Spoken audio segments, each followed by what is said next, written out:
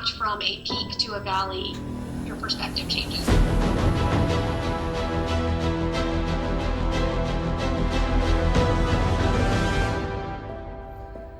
Hey, I want to tell you about someone who's one of the favorite people I have in my life and has meant the world to me as I've watched what they've done, how they've grown. She owns Epperly Travel. It's a luxury travel company that you would enjoy. Debbie and I use it on a regular basis, and by the way, it is without a doubt the best way. You'll never want to travel with anybody else again. And so I want you to welcome today my friend and our guest, Lindsey Epperly Sulek. Lindsey, welcome. Thank you so much, Pastor Bill and Miss Debbie. I'm so excited to be here to chat with you today. Well, we're looking forward to it. I asked Debbie a few minutes ago, I said, guess who I'm doing the podcast with? And she said, oh, I'm going to be there. So I've got my other half, so I'm surrounded by two gorgeous women, smart women, so I may wind up just sitting back and letting y'all do the talking. But thank you for being our guest, and look forward to talking to you today and learning a lot. And let me just ask you a couple of questions right off the bat. When I look at you, you're beautiful inside and out. You came from a fabulous family. I mean, you got the best mom and dad ever. You've done well in business. Everybody that knows you loves you, and the fact is now that you're a successful business lady, we want to go back to the beginning and ask you, tell me about your start. Where did Lindsey? What was her life like, and goals and dreams, and how she got to where she is today? Yeah, oh my gosh, thank you for saying all of that. It brings tears to my eyes. It's very, very humbling, because I would not be where I am without my start and without those fabulous parents. Yes. Honestly, where I got my start was born and raised in Columbus, and my dad owned a successful chain of tire stores. Yes. So every night at dinner time, I actually call this my dinner time MBA, because I never got an official MBA, but I learned from him on entrepreneurship and ethics and business. And then I would learn from my mom, who also, in a way, was a business owner. She would do cakes out of the house. Oh, yeah. And, and I would learn from her on like the personal and the relationship side of things. And they both just poured so much into me from a character standpoint. Right. And that was all fueled very much by faith. So it was always known where the values and where the character is actually stemming from, is the faith that we share as a family. Yeah. So they were just amazingly encouraging parents. I'm an only child, so I got, just poured right into. Yeah. And coming up, I just looked at you. You were never one of those girls, even as a young girl, that was desperate just to find a guy. You were never off track and going in other directions. You just always seemed to kind of know the plan and where you were going. You just always had your head level and your feet on the ground and just doing fabulous. What was that like as a teenager? Did you always just have a single focused mind? No, I appreciate you saying that. That means I didn't put too much on social media, which is good. I never want that regret. No, that's right. No, my mom actually one time told me, Lindsey, if you would run your personal life like you run your business life, you'd be great. Oh. So I only had that when it came to business. I had a good business mind, even though I didn't really recognize it. My dad recognized it and very much would compliment me on it and help me hone it.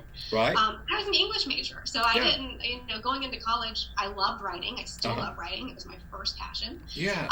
But I didn't know for sure what I was going to do in business, but I knew, as though it was part of my DNA, that I was going to be in business. I was going to be a business owner. For some time, I thought that might even mean taking over my dad's tire stores.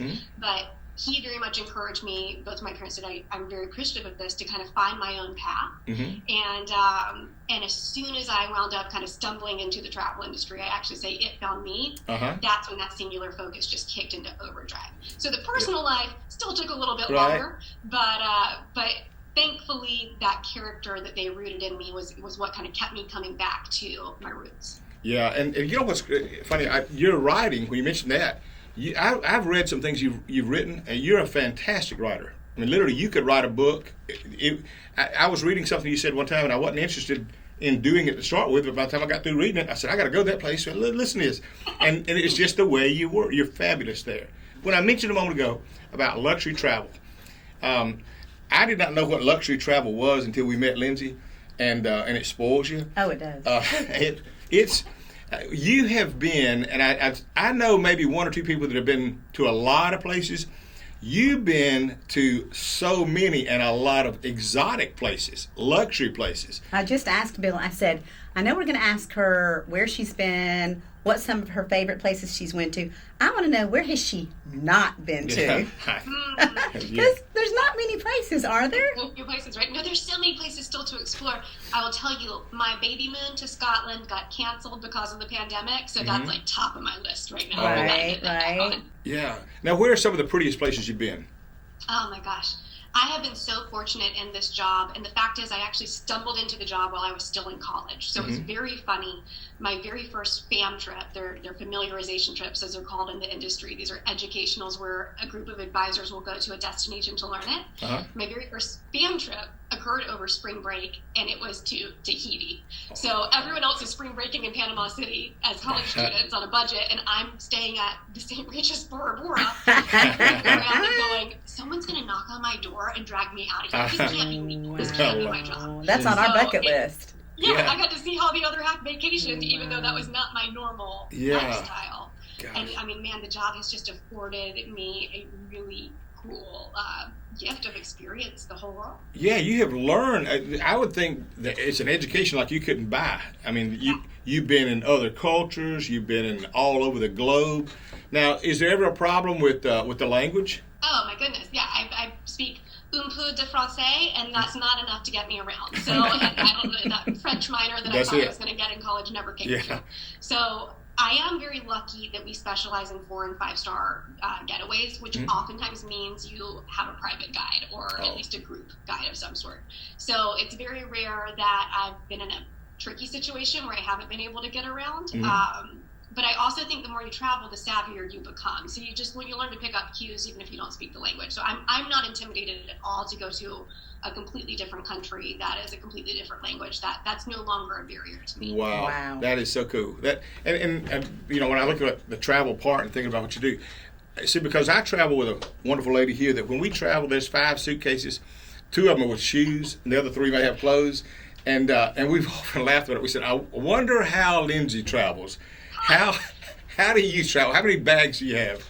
Oh my goodness, I have got it down to a science. And I didn't think, Miss Debbie, it's possible. If it's possible for me, it's possible for you. So I can teach you one day if you need me to. Well, I took step 1. I did buy the bag you told me to buy. And I'm learning. I bought the small Toomey bag. And I've just got to master it. I haven't yet, but I'm on my way. The trick is like colors. So if you pick one color scheme, you know, if black is your neutral, then you do your black shoes, your black skirt, and then their tops that go with it, or whatever it is. But if you're trying to match black and brown and navy and that's when you wind up with too many clothes. Oh wow! Now, I mentioned different now that I have a child, though. I was just about to say. Now, has she got her own little passport yet? She does have her own passport. I knew it. Such an important part of who our family is. Myself and my husband Jeremy, we both were avid travelers even before we met, and I don't know if you guys actually know this. He works in the business now. So I knew he worked in it, and was that how y'all met? No. So we actually met in college. We were friends for 6 years, and then he made a move, and I was receptive. So he quit his job in finance the week that we got married in order to come to Epperly Travel and work as our operations and finance guy. Wow. So think about this in 2020 when something like a pandemic hits and you have all eggs in one basket business-wise. I mean, I hope we go there with some of the questions today because that was such a test of faith and such a test of a marriage, and we are so much better off because of it. I would think. And let's go back. You've been married how long now? 3 years this July. Yep. Gosh. And so Jeremy's a fantastic guy. I mean, y'all look good together. And so you really do. And then to come along with a beautiful little girl, that's just all the better. But so you start off with a family, with a great husband. I just look at how God's blessed your life, Lindsey, and I say, you know, there's a scripture that says, He has drawn my boundaries in pleasant places. And that's kind of what it looks like. You know, we say that often about our life. We say He's drawn our boundaries in those pleasant places, and so we appreciate that. Let's talk about that. When you went into business to start with, the economy was pretty good and all that. Is that right? And so you just grabbed it. You had to learn a lot as you went, but all I knew was upward trajectory every year, and this was blowing my accountant's mind too. I would come and say, "What do I owe in taxes?" And it would just be double, unfortunately, what I owed in taxes, but that also meant the income from the business was just it was so blessed, and I do owe a lot of that to tithing too. Mm-hmm. I think that was something I was raised as part of my basis. My dad was just a big believer in it, and so it never was a question for me or for Jeremy and myself to actually what income we were making off of the business to give that back. And I always felt that was God's favor, coming back tenfold. Yeah. All right. Now let me ask you this: when COVID hit, and you've got all these people you've been making plans for, probably some of them maybe a year in advance or so. How did that affect you? What did that do?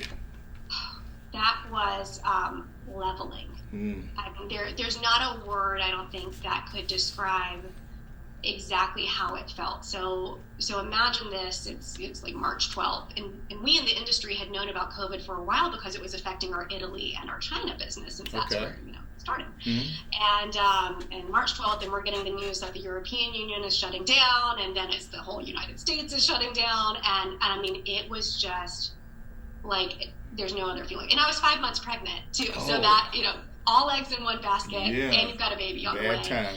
And we had just gone into escrow on a home even. And so it was mind blowing. So it was a weekend that I was actually away with my parents. And I remember just sitting on the couch bawling to them. Like this was not part of the plan, obviously.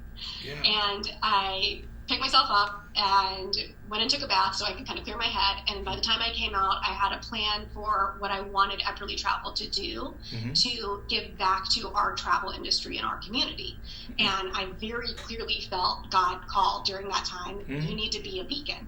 This is a really dark time that your industry is going in. Everything else is out of your control. It's time to actually shine a light.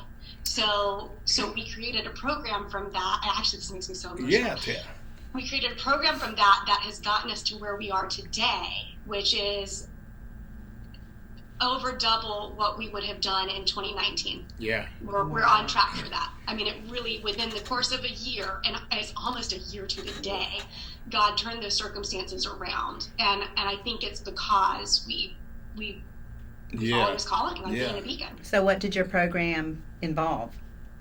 Yeah, so we created a program called Nourish, and the idea was, this industry has never been hit with any sort of anything like this. People used to say 9/11 was the worst thing that happened to travel, and it certainly was, but now the pandemic was another beast entirely.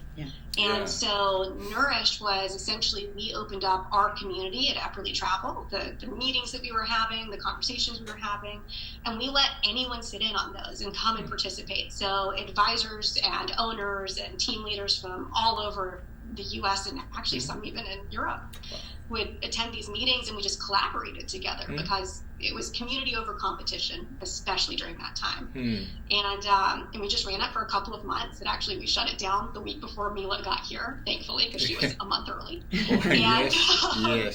And from that basis, we still get people talking about, hey, we learned so much from that, and we were actually able to build upon what Jeremy and I learned as business owners from that, to create the program that's really gotten us to where we're at now. When I mentioned we're doing double what we would have done, that always stemmed from that instance. Wow. Incredible blessing, so especially, and it really, you think about the travel industry, that probably of all the industries, that one got affected a whole lot. Probably as much as the airlines. I mean, right there up there with it. I've known some gym owners and all that shut down, but they got back up or found other ways. But in your industry, that would really be a hit.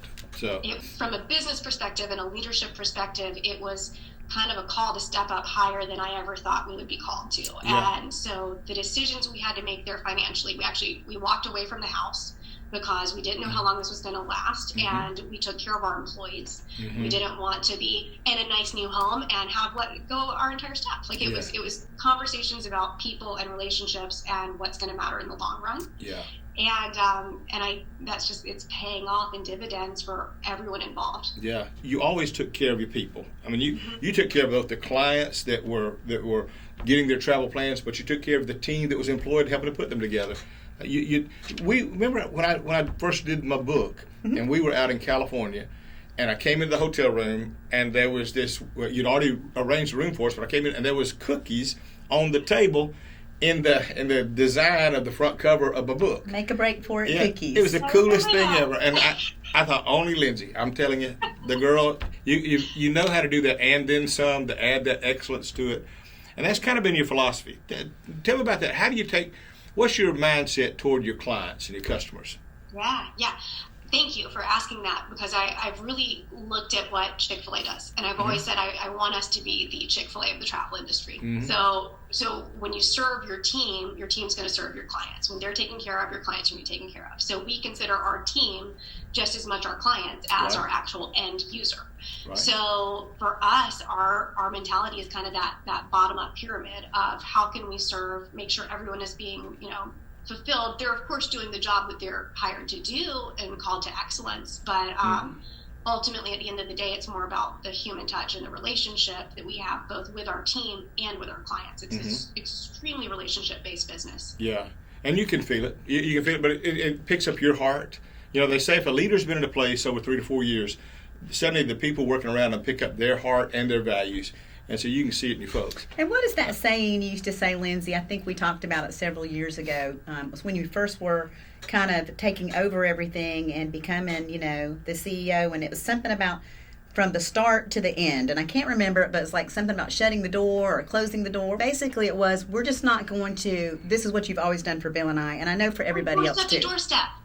Yes. Yeah. Doorstep to doorstep. So to this day, even though you have employees now that take care of the essentials of planning your trip and all that, but to this day, there's such a reflection of you, because we still will go on a trip, pre-COVID, and we will always get an email from one of the girls, which they're all awesome. And they'll say, "Hey, Miss Debbie, how did your trip go? Will you tell us about it? Did you have a good time?" There was always a personal touch. There's always, like Bill said, the make a break for it cookies.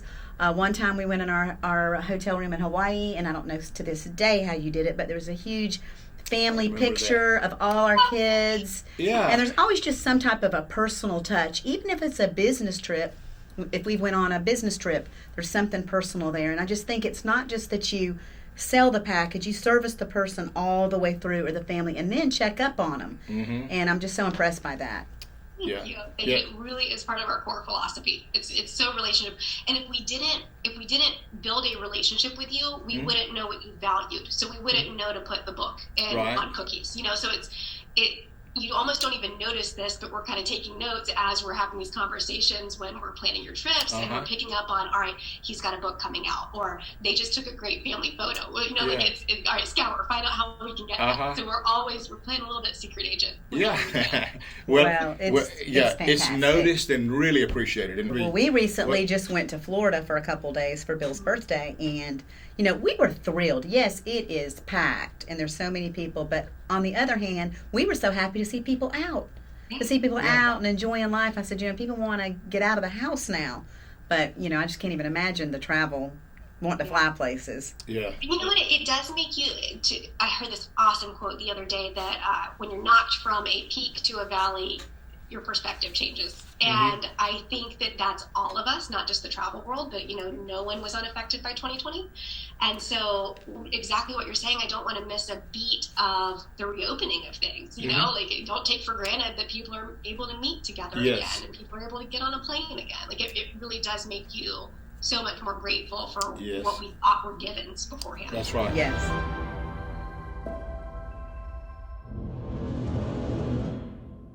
Thank you so much for watching this episode of the BP Leadership Podcast. Now, if you enjoyed this episode and all of our other ones, we need you to do a few things for us. We need you to subscribe to the channel if you have not already. We need you to like these episodes, comment on these episodes, and share them with a friend. We want the world to see the incredible content that Bill Purvis is consistently pushing out right here on this platform, BP Leadership Podcast. So make sure you do that if you haven't subscribed already, whether that's on YouTube or all of our awesome audio platforms that we're listed on, so that everybody can hear this. So make sure you like, you comment, you subscribe, and you share the BP Leadership Podcast.